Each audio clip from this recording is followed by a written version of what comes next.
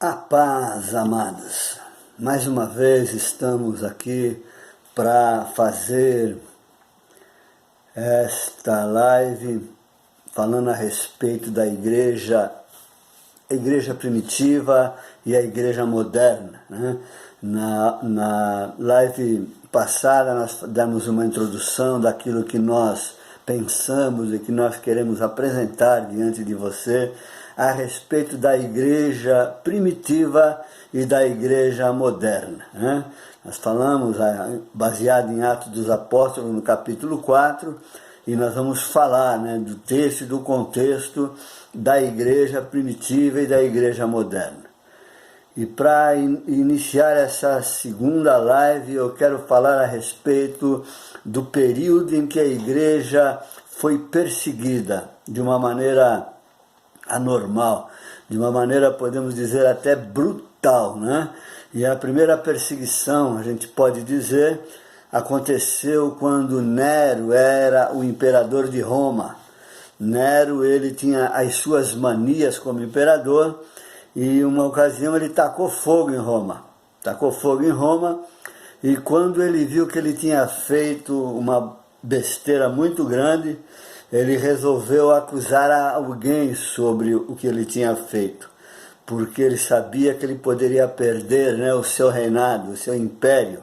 Então ele acusa os cristãos daquilo que ele tinha feito de colocado fogo em Roma, e prometeu, né, castigar, matar, da mesma maneira como eles tinham feito em Roma, ele ia fazer com eles. Olha que absurdo, né? É típico daquele mentiroso, daquele traidor, né, que acusa os outros daquilo que ele faz. Mas a primeira perseguição sob Nero foi do ano 67 até o ano 81 depois de Cristo. E depois de Nero veio Domiciano, no ano 81 ao ano 96 depois de Cristo. Este foi aquele que se intitulou-se, né, Deus, e começou o culto ao imperador. Ele queria que o povo, ele queria que todo mundo o cultuasse como se fora o próprio Deus, né? E em virtude disso, aquele que não se dobrasse, aquele que não o cultuasse, era morto. Principalmente os que se diziam cristãos. Ele não admitia, não aceitavam adoração a outra pessoa que não fosse ele. E depois dele veio Trajano, do ano 98 ao ano 117 depois de Cristo. Trajano, ele até que deu um alívio para os crentes, né? Ele não perseguia tanto, mas ele falou que aquele que fosse entregado, aquele que fosse entregue, ou aquele que fosse denunciado por qualquer motivo, seria morto, seria, né, preso, morto, sofreria as piores causas, né, as piores, como que eu posso dizer, perseguições. Eles seriam presos, eles teriam aflições, né? E aí todo aquele que denunciasse não precisava nem eles terem feito nada, mas era só falar: olha, tem 2 cristãos ali reunidos, pronto, era o suficiente para ele mandar matar. Depois dele veio Adriano, né? Adriano em 117 ao 138 depois de Cristo. Adriano mandava crucificar os cristãos da mesma maneira que Cristo fora crucificado lá no Monte Ararat, na Armênia. Ele prendia os crentes, da onde quer que fossem, e mandava para a Armênia para que eles fossem crucificados no Monte Ararat. Depois dele veio Antonino Pio, do ano 138 ao ano 161, que tinha a mesma linha de atitudes de Adriano. Depois de Antonino veio Marco Aurélio, do ano 161 ao ano 180 depois de Cristo. Marco Aurélio desencadeou a 5ª perseguição conhecida contra os cristãos, né? Os seguidores de Cristo, eles eram caçados como animais. Não importa onde eles estavam, ele mandava o exército caçá-los, como se fossem uma caça, né, comum, uma caça normal. Eles perseguiam todos os cristãos, né? E eles eram, foi onde nasceu as igrejas das catacumbas, né? Onde até hoje, se você visitar Roma, você vai ver que lá ainda existem as catacumbas. Roma, o subsolo de Roma é todo cheio de catacumbas, de caminhos, né? Onde os cristãos se reuniam para adorar a Deus, né? Depois veio o Sétimo Severo, de 193 a 211 depois de Cristo. Tudo o que acontecia de ruim era culpa dos cristãos. Não importa o que fosse que acontecesse, se fosse um terremoto, se fosse uma tragédia natural, era culpa dos cristãos. Era motivo de perseguição, era motivo de morte, era motivo de prisões, né? Então, esse tinha isso, né? Aconteceu alguma coisa? Foi os cristãos, manda matar. Depois dele veio Décio Valeriano, do ano 249 ao 260, né, depois de Cristo. Isso aqui ele determinou que a igreja precisava ser eliminada. E em virtude disso ele começou a primeira perseguição oficial do império. A primeira perseguição oficial decretada por um imperador. Até antes, ou até então, era tudo feito na surdina, era tudo feito assim, sem ninguém saber. Mas aqui, a partir desse, então, ele começa agora a perseguir, é um decreto imperial. Os cristãos não poderiam existir. Ele cria, então, o culto ao Império Romano. Depois dele vem Diocleciano, do ano 284 ao ano 305 depois de Cristo. Só que Diocleciano, ele não governava sozinho, ele tinha mais 3 que dividiam com ele o império, que era Galério, Maximiliano e Constâncio, né? E depois de tantas perseguições, no fim da vida já Galérios, né, ele permite os crentes se reunirem de novo. Ele permite os cristãos a voltarem a fazer culto, né? A fazer culto ao Senhor. E ele, com essa permissão, os cristãos começam a se reunir.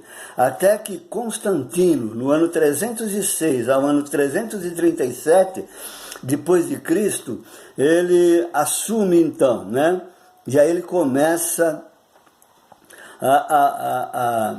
ele muda de tática.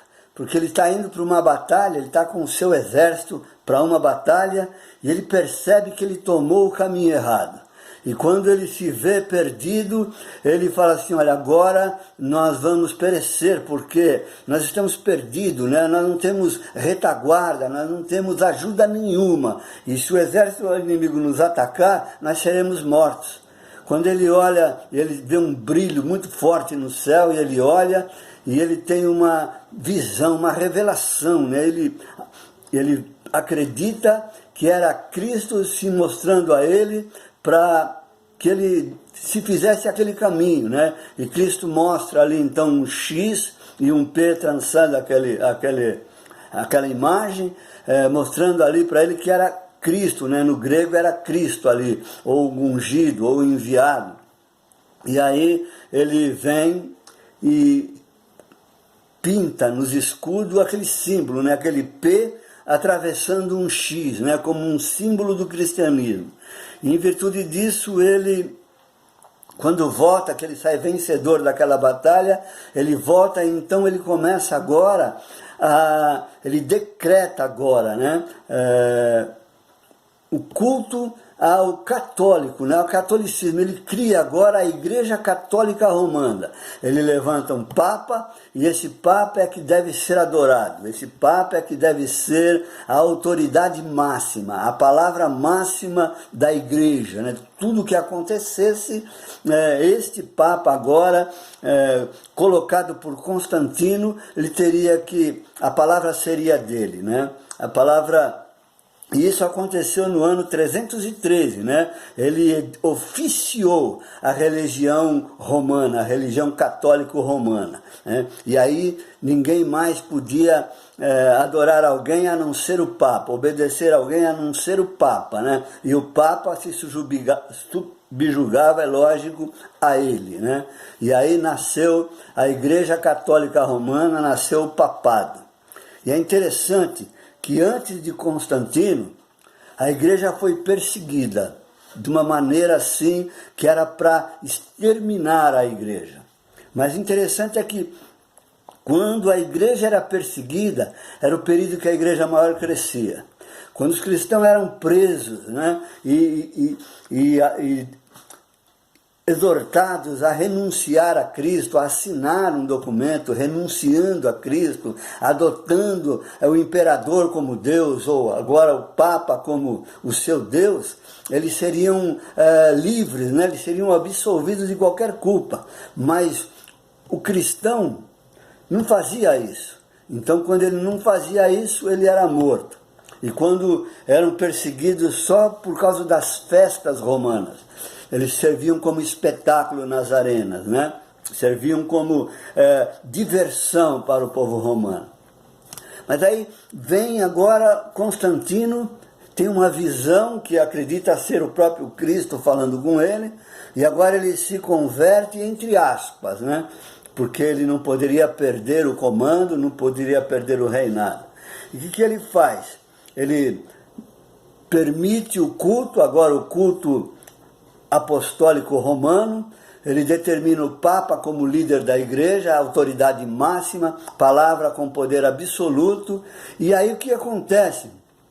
Eu vejo aqui uma mudança de atitude do diabo, do inimigo das nossas almas, do inimigo da igreja, porque ele muda de tática, ele não mais persegue, ele não mais ataca abertamente, mas ele se infiltra no meio da igreja. Ele denigre agora para a igreja poder, graça, glória, né? Ele faz com que a igreja, os dirigentes da igreja de então, fossem glorificados, fossem exaltados, ficassem ricos, ficassem milionários. E essa tática acabou, né, contaminando a igreja, fazendo com que a igreja, que era uma igreja pura, era uma igreja santa, era uma igreja que ia, né, a passos largos para a morte, se preciso fosse, mas não rejeitava Cristo. Agora não, agora a igreja começa a receber, a ficar rica, né, a cobrar indulgências, a cobrar pela vida das pessoas, e com isso eles começaram a ter poder, né, um poder quase que absoluto, para determinar quem viveria, quem morreria, para serem adorados, né? Uma tática clara que o diabo usa para acabar com a igreja de Cristo. É a tática que ele está usando até hoje. Mas esse é um assunto para a próxima live que nós vamos fazer a respeito da igreja primitiva e da igreja moderna, né? Nós vamos entrar em alguns detalhes da igreja, como era a igreja, né, cristã primitiva, como eles agiam, como eles faziam, como eles viviam, né, como que era o viver da igreja, né, o agir da igreja primitiva, para a nossa igreja atual, a nossa igreja moderna. Mas aqui a gente já tem, né, uma direção, uma diretriz, né, do que está acontecendo.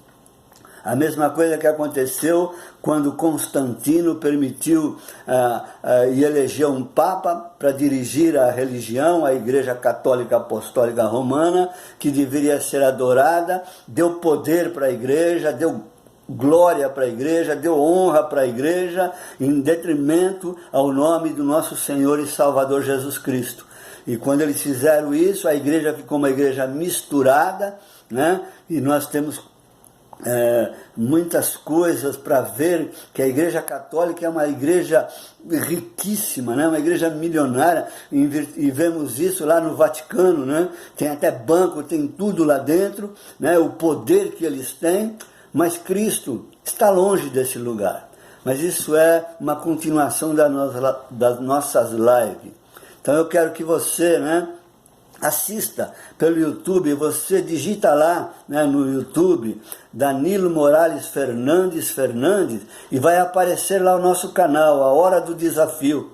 siga-nos lá pelo canal, dá uma like lá se você gostar, dá uma like, né? Compartilhe essas aulas que nós vamos passar aqui a respeito da igreja. Eu tenho certeza que vai ser bênção para você, para a sua casa, para a sua família, um aprendizado, né? Deus com certeza vai nos dar armas para não cairmos na cilada que o inimigo está preparando para a igreja, ou seja, para nós, né? Porque nós somos igrejas do Senhor. Então eu quero reforçar o convite, assista, olha, amanhã às 9 horas eu vou estar postando no Facebook e também no nosso canal no YouTube.